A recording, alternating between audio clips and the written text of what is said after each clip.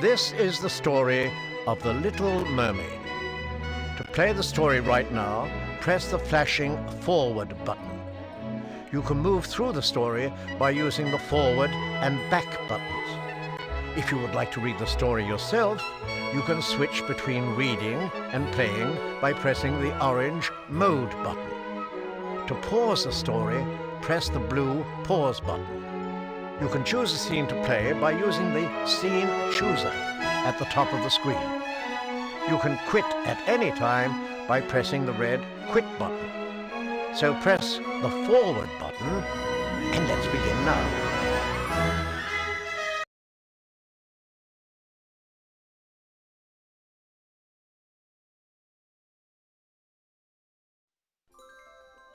Once upon a time, a little mermaid named Ariel frolicked below the ocean, exploring the hulls of sunken ships.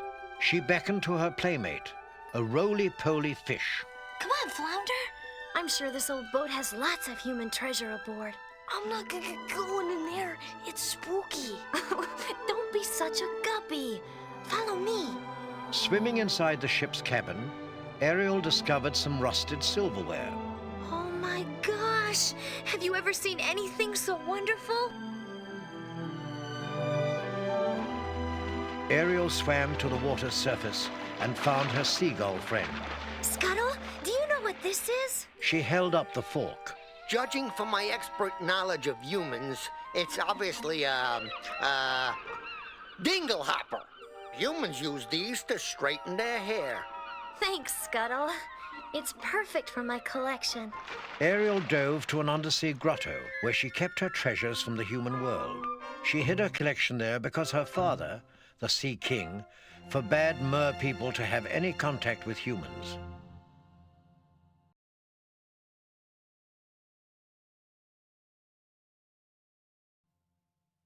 That night, Ariel saw strange lights shimmering over the ocean and swam up to investigate. On the surface, she gaped at fireworks that flared above a large sailing ship. Scuttle saw down through the flickering colors. Some celebration, eh, sweetie? It's the birthday of the human they call Prince Eric. Forgetting her father's decree, Ariel peered at the young man on deck. I've never seen a human this close. He's very handsome.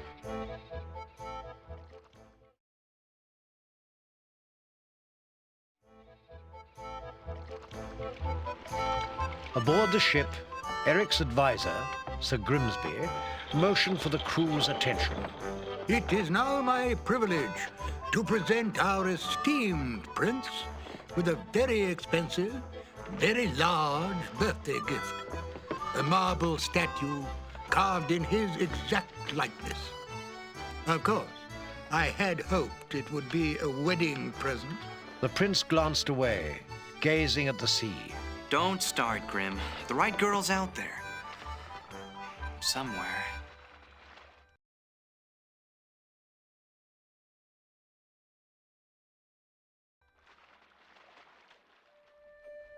Far beneath the ocean, the wicked sea witch, Ursula, used her magic to spy on Ariel. My, my. The daughter of the great Sea King Triton, in love with a human. A prince, no less. Her daddy will love that. Serves him right, that miserable old tyrant, banishing me from his palace just because I was a little ambitious. Still, this headstrong, lovesick girl may be the key to my revenge on Triton. She'll be the perfect bait when I go fishing for her father.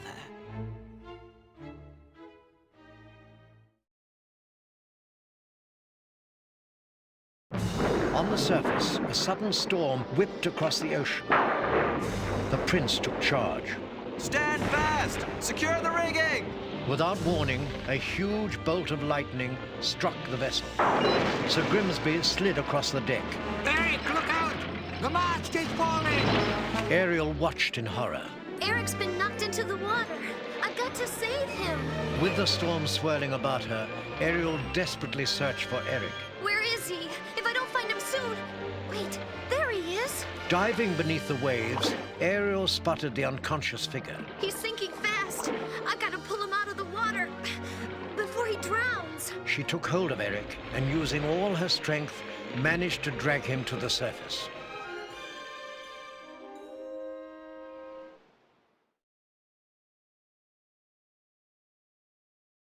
As the storm died down, Ariel dragged the unconscious prince to shore.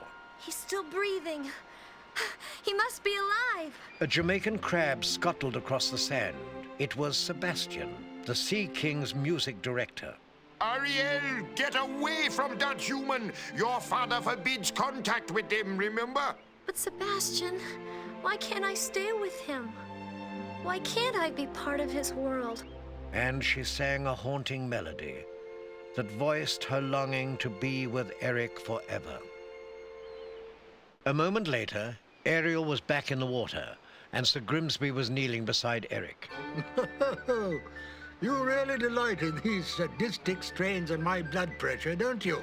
Grim, a girl rescued me. She was singing in the most beautiful voice. I think you swallowed a bit too much seawater. Here, Eric, let me help you to your feet. Back at the Coral Palace, Triton noticed Ariel floating about as if in a dream. Summoning Sebastian, the Sea King smiled. You've been keeping something from me. I can tell Ariel's in love. I tried to stop her! I told her to stay away from humans! Humans? Ariel is in love with a human? Triton found Ariel in her grotto. She was staring at Eric's statue, which Flounder had retrieved after the storm. How many times have I told you to stay away from those fish-eating barbarians? Humans are dangerous. But Daddy, I love Eric. So help me, Ariel. I am going to get through to you no matter what it takes. Raising his trident, the Sea King destroyed all her treasures. Then he stormed off, leaving Ariel in tears.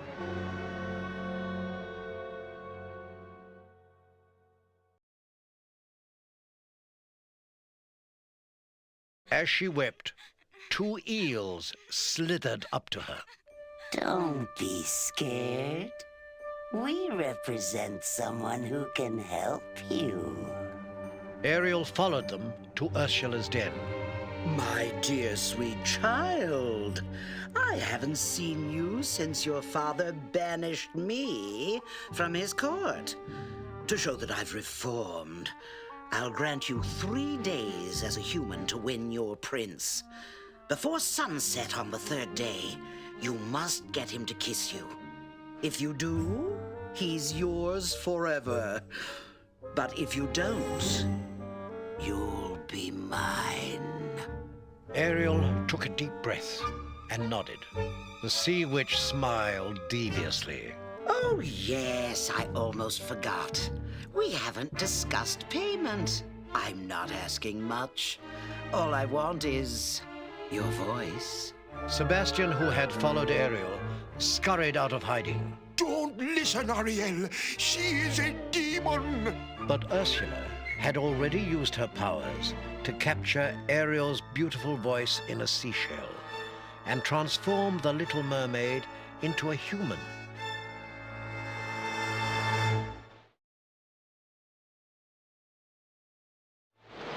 Aided by Sebastian and Flounder, Ariel used her new legs to swim awkwardly to shore. There she found Prince Eric walking his dog. Down, Max, down! I'm awfully sorry, miss. Eric studied Ariel as she shied away from the animal. Hey, wait a minute. Don't I know you? Have we ever met? Ariel opened her mouth to answer, forgetting that her voice was gone. The prince lowered his eyes. You can't speak? Or sing either? Then I guess we haven't met. Eric gently took Ariel's arm. Well, the least I can do is make amends for my dog's bad manners. Come on, I'll take you to the palace and get you cleaned up. At the royal estate, Ariel was whisked upstairs by a maid. Grimsby discovered the prince staring glumly out the window. Eric, be reasonable.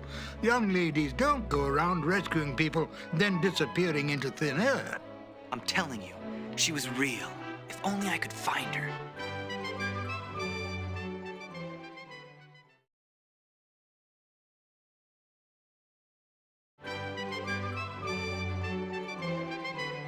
The following afternoon, Eric took Ariel for a rowboat ride across the lagoon. Sebastian swam below them. Almost 2 days gone and that boy hasn't puckered up once. How's she gonna get that boy to kiss her? Maybe this will help create the romantic mood. He began conducting a sea creature chorus. Come on and kiss the girl. The music's working. Eric's leaning over to kiss Ariel. As the prince bent toward her, the boat tipped, and both Eric and Ariel fell into the water.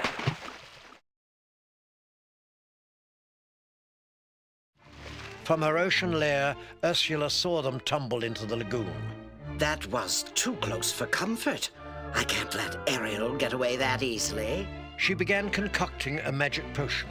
Soon Triton's daughter will be mine. Then I'll make the Sea King writhe and wriggle like a worm on a hook.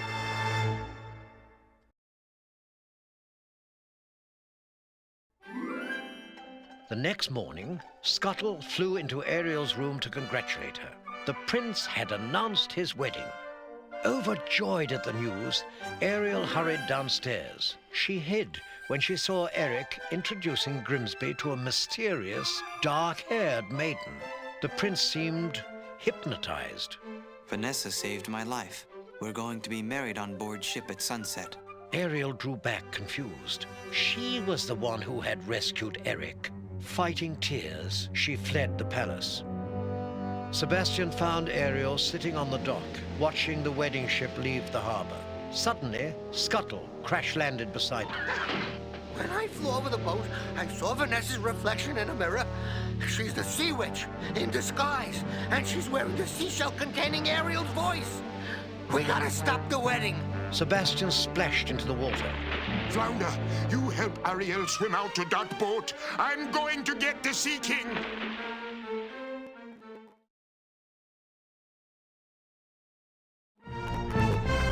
Dripping wet, Ariel climbed aboard the ship just before sunset, as Eric and the maiden were about to be married.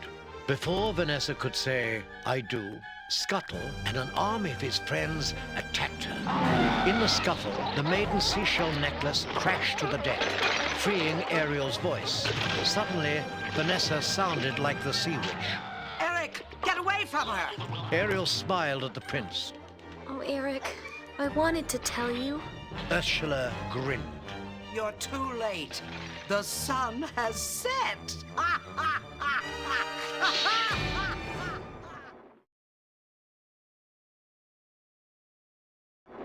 Ariel felt her body changing back into a mermaid.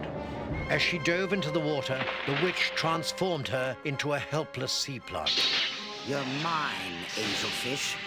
But don't worry, you're merely the bait to catch your father. Why, here he is now. I'll make a deal with you, Ursula. Just don't harm my daughter. Instantly, Triton was changed into a tiny plant, and Ariel resumed her mermaid form. She stood, heartbroken before Ursula, now queen of the ocean.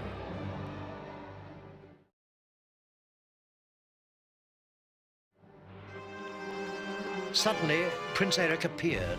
He tossed a harpoon at the sea witch, hitting her in the arm. Ursula snatched up the king's trident. You little fool! As the sea witch pointed the weapon at Eric, Ariel rammed into her, knocking the trident loose. Eric, we have to get away from here. The moment they surfaced, huge tentacles shot out of the ocean. Eric, we're surrounded. Look out! Ariel gasped as an enormous monster emerged. It was the Sea Witch. Using her new powers, the witch commanded the waters into a deadly whirlpool. Several old sunken ships rose to the surface.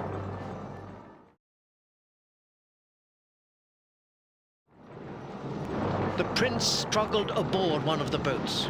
As Ursula loomed above Ariel, Eric plunged the sharp prow through the Sea Witch, destroying her.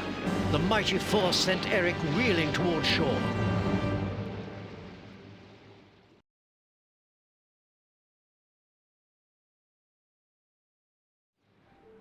As the unconscious prince lay on the beach, Ariel perched on a rock and gazed at him. Triton and Sebastian watched from afar. She really does love him, doesn't she, Sebastian? The Sea King waved his trident, and Ariel was once again human.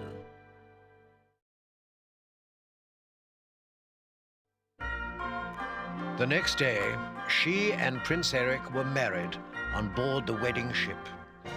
As they kissed, the humans and mer people sent up a happy cheer, linked at last by the marriage of two people whose love was as deep as the sea and as pure as a young girl's voice.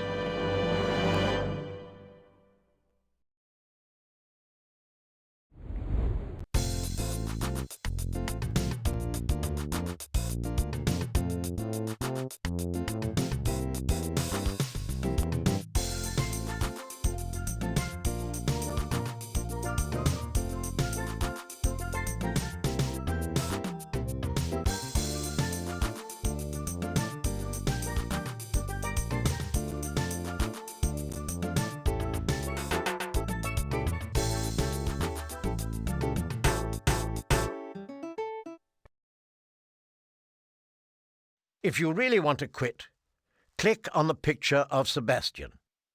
To keep playing, click on the picture of Ariel. Click on Flounder to sample more CD read-alongs and other Walt Disney Records products at disney.com.